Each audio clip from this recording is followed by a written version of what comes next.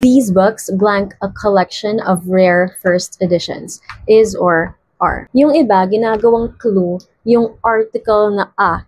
Kasi meron daw a, kaya automatic dapat singular yung gagamitin dito.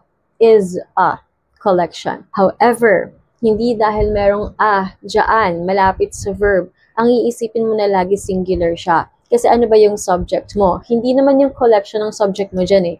Hindi yan. Ang subject mo ay books.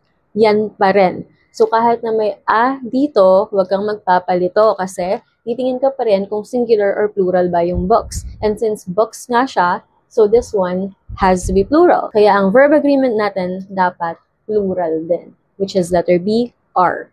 So, ang mangyayari dyan, these books are a collection of rare first editions. Ma'am, pwede ba yun? Or a?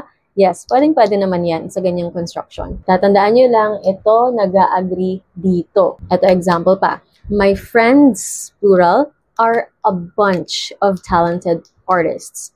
So, are a bunch. So, nag-are ka kasi friends, pero ang kasunod niya, a bunch of talented artists, which is perfectly okay.